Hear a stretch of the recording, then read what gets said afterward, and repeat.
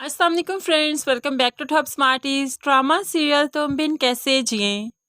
फरीदा बेगम चाहती है कि ज़ारा के घर में बेटे की पैदाइश हो और उसका नाम वो अदील रखें। वो तो ये सोच सोच कर बहुत खुश है कि छोटा अदील आने वाला है, उसका बेटा।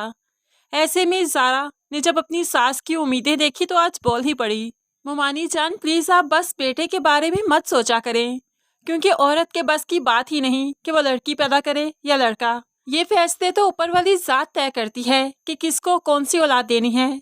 एक औरत के लिए यही एहसास बहुत खूबसूरत है कि वो माँ बनने वाली है, और मेरे लिए भी ये एहसास बहुत खूबसूरत है। बाकी लड़की हो या लड़का, मुझे दोनों ही बहुत अजीज होंगे। मुमानी ने ज़ारा की ये तफसीली बात सुनी तो नाराज़ होकर कमरे से उठकर चली गई। ज़ारा भी उदास बैठ गई, लेकिन इतने में फिर साथ की कॉल आ गई। साथ चूंकि जॉब की खुशी उसे मिली है तो सबसे पहले ये खुशी वो ज़ारा से शेयर करेगा। ज़ारा को वो अपनी जॉब की खुशखबरी सुनाता है तो फिर ज़ारा के पास तो सवाए दुखों के कुछ बाकी नहीं बचा। अपने घर के दुख वो साथ से शेयर करती है तो मिरहा की बात भी की। मिरहा किसी लड़के में इन्वॉल्व है, माही चाहती है कि मैं उससे जाकर मिलूं। तो साथ यहाँ पर गुस्से में आ जाता है, क्यों, तुम क्यों मिलोगी उससे जाकर? बिल्कुल नहीं मिलोगी तुम उससे जाकर। उसकी बहन है, वो खुद ही मिले या ना मिले उसका मसला है। ज़रा प्लीज़ तुम मत मिलना उसे जाकर। अब तो ज़ारा ने ठान ली कि वो नहीं मिलेगी। इसलिए जब दोबारा से माही ने ज़ारा से कहा कि तुम उस लड़के से मिलने का फैसला करो, टाइम सेट करो कि कब मिलना है, तो ज़ारा सुना देती है, माही मैं नहीं मिलूंगी उससे। अगर तुमने मुझे ज़्यादा प्रेशराइज किया तो मैं मामू चांद को जाकर सब कुछ बता दूंगी, लेकिन उस लड़के से नहीं मिलूंगी।